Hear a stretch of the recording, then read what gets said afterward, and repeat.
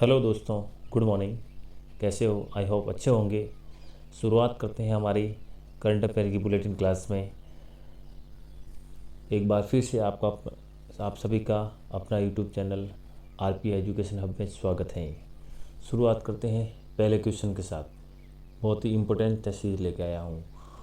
El Salvador विश्व स्वास्थ्य संगठन द्वारा मलेरिया मुक्त जीवित प्रमाणित होने वाला मध्य अमेरिका का पहला देश बना है। ठीक है ना। तो हाल ही में क्वेश्चन बन सकता है कि हाल ही के अंदर विश्व स्वास्थ्य संगठन द्वारा किस देश को मलेरिया मुक्त घोषित किया गया, तो कौन हो जाएगा? El Salvador. ठीक है ना, अल सल्वाडोर। अब इसके क्या पैरामीटर्स होते हैं? हालांकि अल सल्वाडोर मध्य अमेरिका का क्या है, देश है। अब आपको थोड़ा मैप के माध्यम से मध्य अमेरिका बता देते हैं। ये है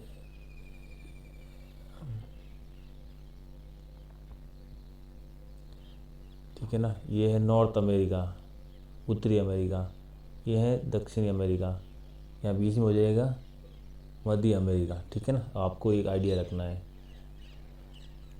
अच्छा, जब कोई देश एक उचित संदेह पर साबित होता है कि 30 से 3 परमाणु पर संचरण है, अर्थात इसका मतलब ये होता है कि ऐसा कोई देश जो 3 साल से लगता है कि वहाँ पर कोई तरह का केस नहीं मिला है, तो उनको एक मलेरिया मुक्त प्रमाण पत्र दे दिया जाता है। ठीक है ना। तो अल सल्वाडोर को विश्व स्वास्थ्य संगठन द्वारा उनको मलेरिया मुक्त घोषित किया गया है। बहुत ही इंपॉर्टेंट क्वेश्चन है आपके लिए। ठीक है ना। आते हैं अल सल्वाडोर के बारे में जानते हैं थोड़ा। अल सल्वाडोर को 1996 में मलेरिया का प्रकोप नहीं हुआ था, लेकिन 2017 के बाद किसी भी तरह के स्वदेशी मामलों में सूचना नहीं थी। 1990 के प्रति 90,000 मामले थे। मतलब इन्होंने 2017 के बाद के अंदर यहाँ पर कोई तरह का प्रमाण नहीं मिला कि मलेरिया ग्रस्त लोग हैं, तभी जाके यहाँ पर इनको WHO द्वारा मुक्त किया गया। Next, malaria. WHO ने सफलता के लिए मलेरिया रोकथाम, पता लगाने, उपचार के लिए अल सल्वाडोर के निरंतर घरेलू धन को श्रेय दिया। मतलब WHO ने ये भी बताया कि अल सल्वाडोर देश है ना, उन्होंने जो भी प्रयास किए हैं, उन्होंने अपने घर की यानी स्वयं के देश की राशि लगाकर कड़ी मेहनत और लगातार उपचार के माध्यम से सफलता हासिल की है। आते हैं अल सल्वाडोर के राष्ट्रपति के बारे में जानते हैं। कौन है? नाइब बुकुले। ठीक है ना, नाइब बुकुले। ठीक है ना, नायब। ठीक है, नवाब। नवाब एक अलग इंसान का होता है, तो अ से अलग अलवासो अल सल्वाडोर, और नवाब से नाइब बुकुले। और अल सल्वाडोर की राजधानी क्या हो जाएगी? सन सल्वाडोर। ठीक है ना, अल सल्वाडोर की राजधानी सन सल्वाडोर। मुद्रा क्या हो जाएगी? अल सल्वाडोर कोल। ठीक है ना। नेक्स्ट आते हैं प्रधानमंत्री। ठीक है ना, प्रधानमंत्री के एक प्रधान सलाहकार थे PK सिन्हा। इन्होंने क्या किया? हाल ही में इस्तीफा दे दिया है अपने पद से। ठीक है ना, ये 2019 के चुनाव के बाद एक ऑफिशियल ड्यूटी के अंदर कार्यरत थे, और उन्होंने अभी इस पद पर अपना रिजाइन दे दिया। तो कौन क्वेश्चन बन सकता है कि हाल ही के अंदर प्रधानमंत्री यानी PMO ऑफिस में कार्यरत कौन से अधिकारी ने अपना त्याग पत्र प्रदान किया, तो कौन हो जाएगा? PK सिन्हा। ठीक है ना, कौन हो जाएगा? PK सिन्हा। नेक्स्ट आ जाएगा, भारतीय रिजर्व बैंक ने बैंकों के इस साल 30 सितंबर तक सभी शाखाओं में इमेज आधारित चेक ट्रैक्शन सिस्टम यानी इमेज आधारित चेक सिस्टम, ठीक है ना, चेक्यू ट्रांसैक्शन सिस्टम CTS को लागू करने को कहा। तो भारत के RBI है, भारत का रिजर्व बैंक इंडिया। उनकी स्थापना 1935 में हुई थी 1934 एक्ट के तहत, और उन्होंने RBI का मुख्यालय कहाँ है? मुंबई में। ठीक है, और RBI ने इमेज आधारित चेक ट्रैक्शन सिस्टम भी लागू किया गया। इसका मतलब ये है कि ज़्यादा से ज़्यादा चेक को जल्दी से निपटाया जाए और ग्राहकों को बेहतर सुविधा प्रदान की जाए, ये इनका मकसद है।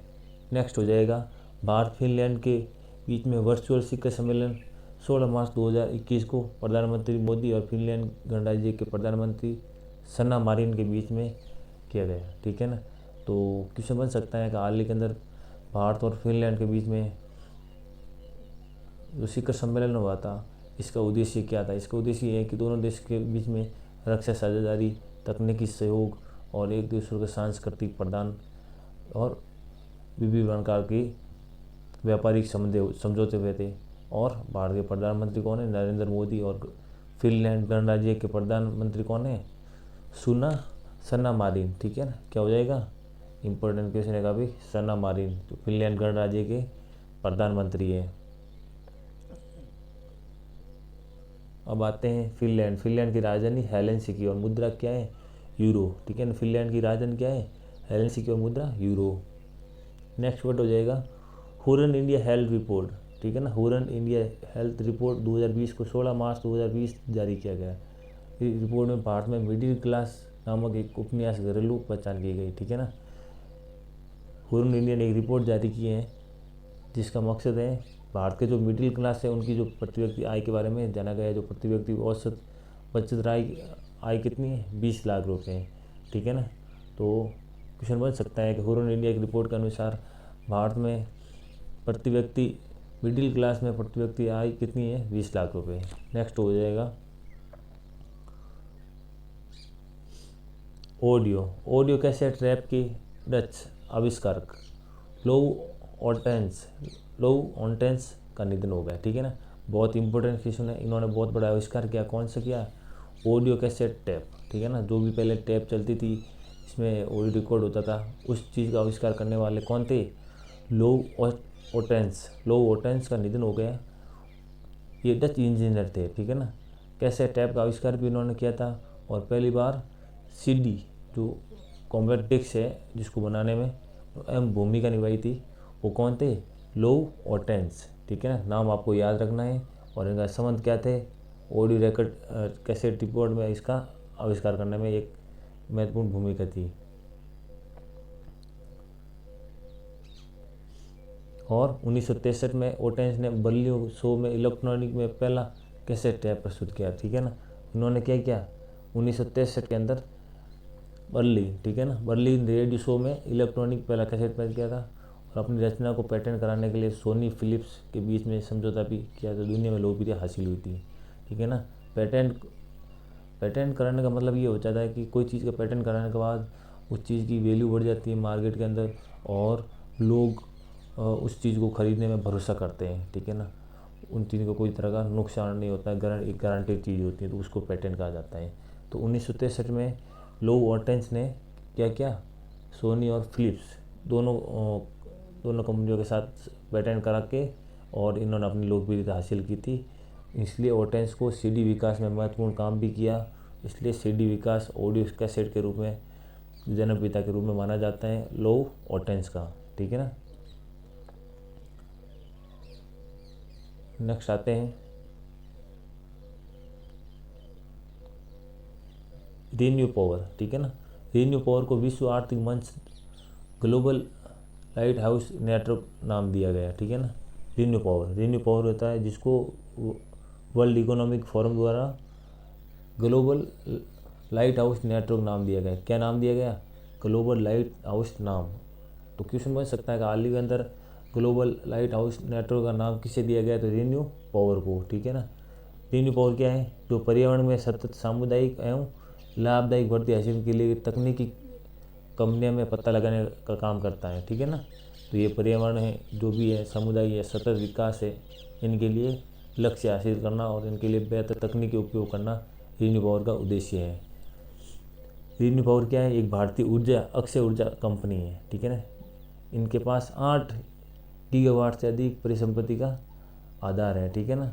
8 GW से अधिक परिसंपत्ति का आधार है किसके पास, रीन्यू पावर क्या है, एक भारत की ऊर्जा एजेंसी है, ठीक है ना। जिसमें से 8 में से 5 परिचालन है, मतलब ट्रांसपोर्ट का काम करती हैं। और रीन्यू पावर इस साल ग्लोबल लाइट हाउस नेटवर्क द्वारा मान्यता प्राप्त दो कंपनी में एक हो गई, ठीक है ना। तो ये काफ़ी महत्वपूर्ण उपलब्धि हासिल की है उन्होंने वर्ल्ड स्तर पे। पढ़ते हैं, थोड़ा जान लेते हैं वर्ल्ड इकोनॉमिक फोरम के बारे में, ठीक है ना। वर्ल्ड इकोनॉमिक फोरम के बारे में थोड़ा जान लेते हैं। क्या है? विश्व आर्थिक मंच का मुख्यालय कहाँ है? कोलोन, स्विट्जरलैंड, ठीक है ना। Colon, Switzerland. स्विट्जरलैंड की राजधानी क्या है? बर्न, ठीक है ना। क्या हो जाएगी? बर्न। और विश्व आर्थिक मंच का संस्थापक वर्तमान कौन है? क्लाउस शवाब, ठीक है ना। कौन हो गया? क्लाउस शवाब। विश्व आर्थिक मंच के संस्थापक कौन हो गए? क्लाउस शवाब, ठीक है। और विश्व आर्थिक मंच की स्थापना कब हुई थी? 1971, जनवरी 1971, ठीक है ना। तो आपको काफ़ी याद होगा, हो गया होगा। काफ़ी इंपॉर्टेंट टेस्ट सीरीज लेकर आया हूँ, आपके लिए बहुत महत्वपूर्ण साबित होने वाली है। तो ज़्यादा से ज़्यादा शेयर करें और ज़्यादा से ज़्यादा कमेंट करें, और आप सब्सक्रिप्शन ना हो तो सब्सक्राइब करें और बेल आइकन दबा के नोटिफिकेशन प्राप्त करें। आई होप वीडियो अच्छा लगा। नेक्स्ट भी प्रयास किया जाएगा कि बेहतर से आपके लिए क्वेश्चन लेके आएँ जो आपके कंप्यूटर एग्जाम के लिए बहुत ही महत्वपूर्ण साबित होगा। और एक बार फिर से कहना चाहूँगा, रोज़ाना अपना एक टारगेट बनाएं और उसको अचीव करना पूरा दिन लगा दें, पूरी मेहनत लगा दें, ठीक है ना। हमेशा से छोटे छोटे टारगेट आपको एक बड़ी सफलता की ओर ले जाएगा। मिलते हैं next special current bulletin class के साथ। तब तक के लिए आप सबको जय हिंद, जय भारत।